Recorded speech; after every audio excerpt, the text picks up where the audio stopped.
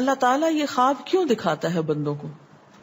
اور یہ ایک ایسا عمل ہے کہ جو انسان جس پہ قابو نہیں پا سکتا، جو انسانی ڈسکوری سے باہر ہے کہ ایسا کیوں ہوا.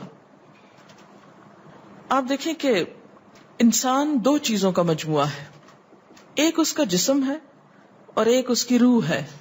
جہاں یہ دونوں آپس میں ایک دوسرے سے موافقت کرتے ہیں، ایک دوسرے کے ساتھ کوآرڈینیٹ کر رہے ہیں، وہاں یہ ایک دوسرے سے کشمکش بھی کرتے ہیں.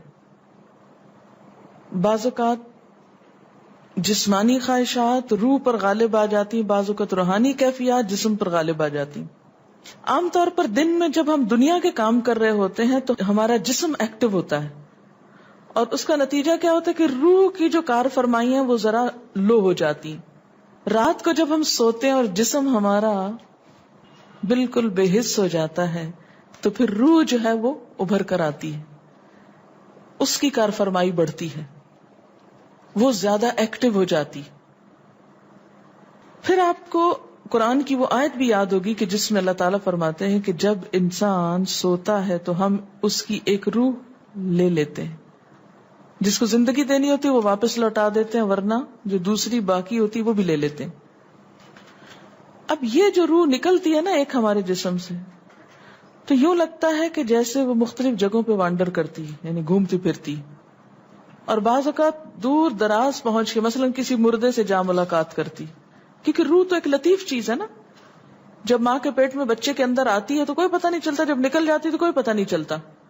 اسی طرح روح دیواروں کے پار بھی چلی جاتی ہے. قرآن پاک میں آتا ہے نا کہ اینما تکونوا یدرککم الموت ولو کنتم فی بروج مشیدہ، یعنی اگر بالکل ساؤنڈ پروف اور ہوا پروف جگہ پر بھی کوئی چیز رکھ دی جائے تو کیا ہوگا؟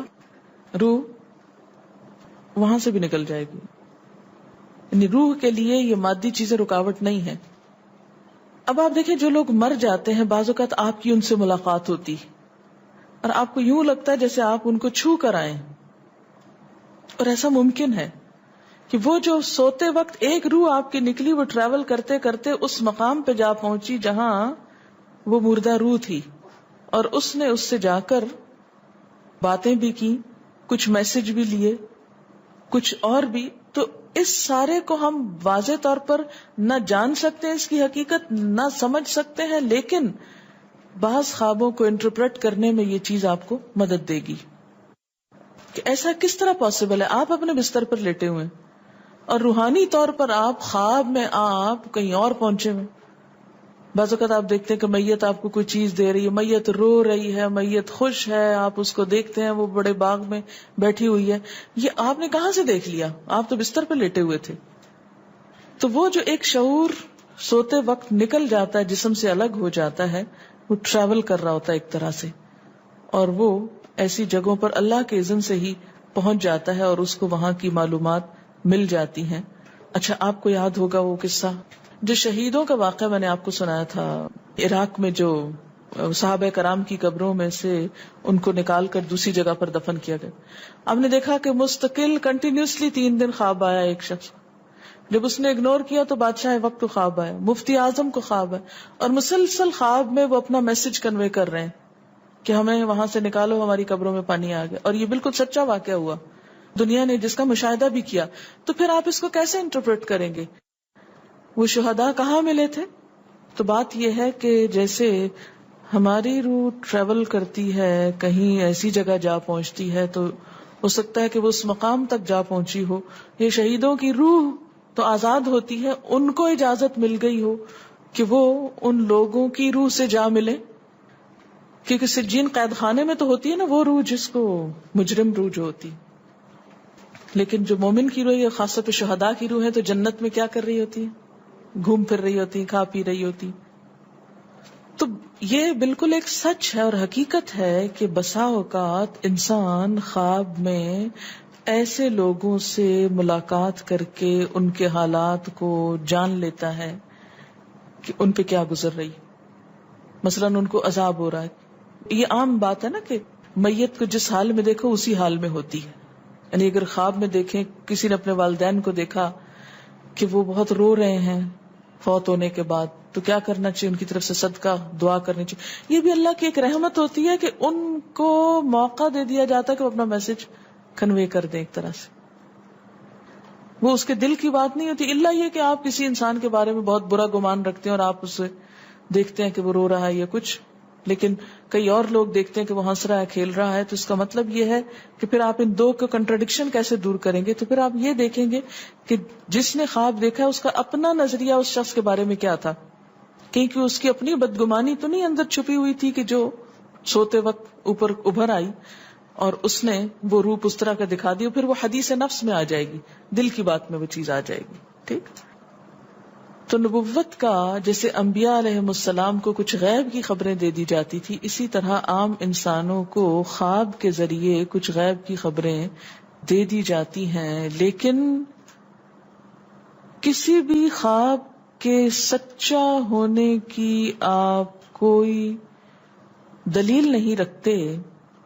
ایز سچ واضح بات یہ نہیں کہہ سکتے کہ میں نے جو خواب دیکھا وہ بالکل سچ ہو جائے گا، یہ آپ دعویٰ نہیں کر سکتے. نبوت کا تو دعویٰ کیا جا سکتا ہے، لیکن آپ اپنے خواب کا دعویٰ نہیں کر سکتے کہ میں نے جو دیکھا ہے وہ بالکل سچ دیکھا. ہو سکتا ہے آپ کو شیطان نے ڈرایا ہو سکتا ہے کہ آپ کے اپنے دل کی سوچیں اور خیالات اس میں آ رہے ہوں، اور خصوصاً اس وقت جب دو متضاد آپ کو خبریں ملیں. مثلا ایک شخص آپ کے پاس آتا ہے، وہ کہتا ہے کہ میں نے آپ کے بارے میں بہت اچھا خواب دیکھا. دوسرا آتا ہے کہتا ہے کہ میں نے آپ کو اچھے حال میں نہیں دیکھا. اب یہ فرق کس چیز کا ہو گیا؟ اس کے اپنے گمان کا فرق ہے. ایک آپ کے بارے میں گمان اچھا رکھتا ہے، وہ آپ کو اچھا دیکھنا چاہتا ہے لہذا وہ آپ کو اچھا دیکھ رہا ہے، اور دوسرا آپ سے حسد رکھتا ہے اور وہ آپ کو ہر قیمت پہ ختم ہوتے دیکھنا چاہتا ہے. وہ ویسے تو مار نہیں سکتا آپ کو، لہذا خواب میں مار لیتا ہے اور خواب میں آپ کا حال برا دیکھ لیتا ہے. تو وہ خواب دراصل کیا ہوتا ہے؟ اس کی اپنے نفس کی بات ہوتی ہے. اسی طرح بعض لوگ جو جھوٹ سے بچتے ہیں، دھوکے سے بچتے ہیں، جن کے اندر منافقت نہیں ہوتی، جن کے دل بالکل صاف ہوتے ہیں، ان کو بھی بعض اوقات ایسے خواب آتے ہیں کہ جو بالکل واضح حقیقت ایک طرح سے نظر آ جاتی. لیکن کوئی شخص یہ خود سے دعویٰ نہیں کر سکتا کہ جو میں نے دیکھا ہے وہ میرے دل کی بات نہیں اور وہ بالکل بڑی سچائی ہے، جب تک کہ وہ چیز عملاً سامنے نہ آ جائے. آپ صلی اللہ علیہ وسلم نے فرمایا، اچھا خواب اللہ کی طرف سے ہے اور برا شیطان کی طرف سے. یعنی اگر آپ کسی کو برا دیکھ رہے ہیں یا کسی کی برائی دیکھ رہے ہیں تو وہ دراصل کیا ہے؟ شیطان ہے آپ کے اندر، جو آپ کو اس شخص کے خلاف یا کسی خاص واقعے کے خلاف بھڑکا رہا ہے، اور آپ اپنی تسلی کر لیتے ہیں خواب کے ذریعے. فرمایا پس جب کوئی شخص پسندیدہ خواب دیکھے تو اسے صرف اس شخص سے بیان کرے جس سے محبت اور اعتقاد ہے. یہ میرا مشورہ نہیں، نبی صلی اللہ علیہ وسلم کا ہے آپ سب کے لیے. بخاری اور مسلم کی روایت ہے کہ جب کوئی اچھا خواب آپ دیکھیں تو کیا کریں؟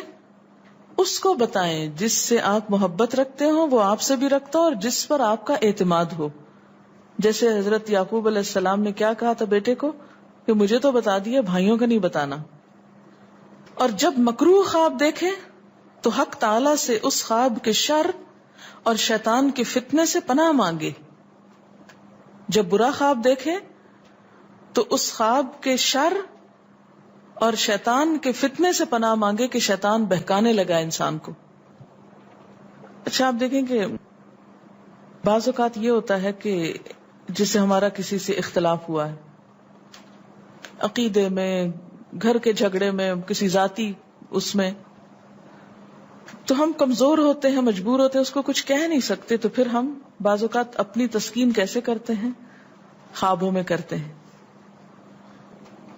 مثلا ایک لڑکا کسی سے شادی کرنا چاہتا ہے اور وہ کر نہیں پاتا، اس کو وہ رشتہ مل نہیں رہا، تو وہ خواب میں دیکھتا ہے کہ اس کی شادی اس سے ہو گئی ہے، اس لڑکی سے. تو بعض خوابوں کی نوعیت بس صرف اتنی ہوتی، اس سے زیادہ اس کی حقیقت نہیں ہوتی. اچھا بعض اوقات جیسے کسی سے ضد ہے، عداوت ہے، دشمنی ہے آپ کی، اب آپ اس کو خواب میں برا دیکھ رہے ہیں، اس کی برائی دیکھ رہے ہیں، تو یہ دراصل کیا ہے؟ شیطان کا شر ہے جو آپ پہ غالب آ گیا ہے. آپ اس کی برائی چاہتے ہیں، ویسے کچھ کر نہیں پاتے، مجبور ہیں آپ، تو آپ خواب کے ذریعے وہ اپنی تسلی کر لیتے ہیں.